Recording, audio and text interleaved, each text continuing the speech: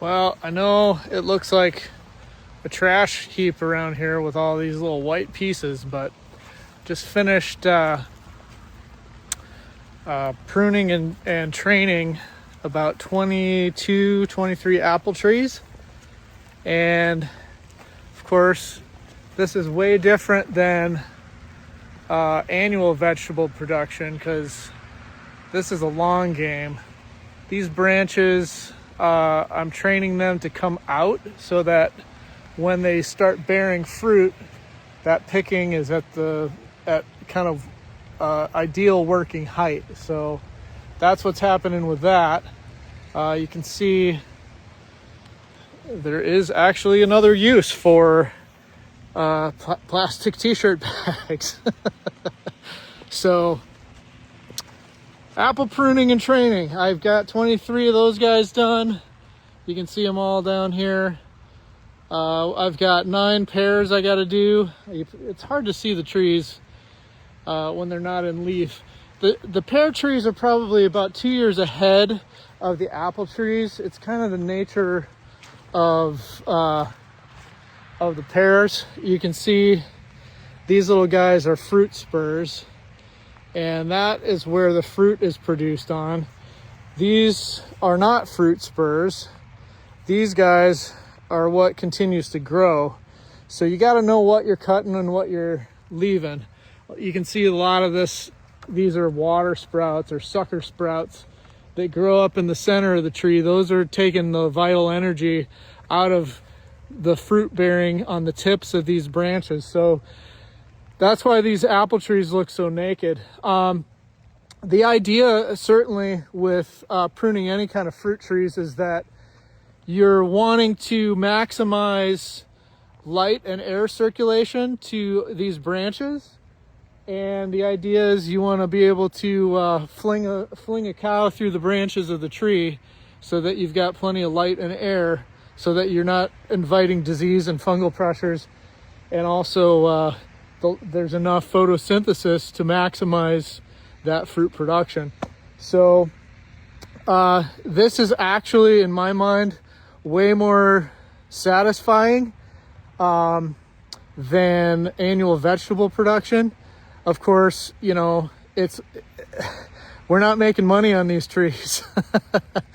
They're on an M111 rootstock, which is a super vigorous rootstock, and they grow a little bit slower than a lot of the orchards you see where they're stacked in really tight. Those are on a less vigorous rootstock, or a rootstock that does not produce longevity in the life of the tree. A smaller rootstock will produce fruit in a couple of years, and it'll grow super fast. We have one of those trees up by the barn, and it's in fruit bearing age, so I have to prune it differently than I'm pruning these trees. But the idea is that you're wanting to train the production. So you can see I've cut off a branch here, and then these strings actually keep that branch in the spot where I want it, so that eventually that branch will grow out into the light here. And after about a season of growth, these branches, once that growth ring hardens in the later part of the season, we can take these off and the branches will stay here. But right now, a lot of these branches, when I pruned them, were sticking straight up in the tree. So you got to also be careful that you're applying the right amount of pressure on the branch so it's not splitting the bark and the cambium and inviting disease pressures. So it's kind of a dance. It's a different dance than annual vegetable production, but it requires forward thought into how each cut you have to think into the future. So you're thinking forward in time and also forward in space. Like this branch up here, this is filling a gap. You can see this whole side of the tree is bare. There's no scaffold branch that comes out into this part of the tree's immediate space. So this branch has been pruned so that this branch is going to come down, and this branch will eventually, I'm going to prune it and train it to come down into this area so that this part of the tree becomes more productive. So it requires a lot of patience, and you got to know how the tree is going to respond to your pruning cuts. And that's kind of the satisfaction of it, because it's not immediate. And in our digital society, we get our dopamine hits like this, scrolling through Facebook and Instagram and YouTube and whatnot. This is definitely not that. It requires a little bit of calm, and of course it's a little bit intimidating the first couple of times you do it, because you don't actually know what to expect. You can look at all the information that's on the web and in books and stuff, but until you really actually have the experience of cutting and having the trees respond to your action upon them, it's really difficult to understand how it works. So this is like I said, it's hard to see these trees. This tree is a semi-dwarf tree. The problem with this tree is the root structure is not as vigorous. These other trees are on M111 rootstock.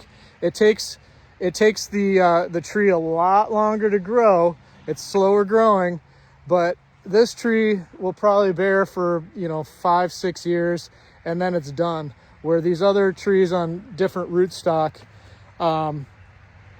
they'll be producing, if they're well maintained and cared for, well through my lifetime, and probably into the lifetime of my grandkids, if we ever get that far. Anyway, this tree has got a lot of fruit spurs on it.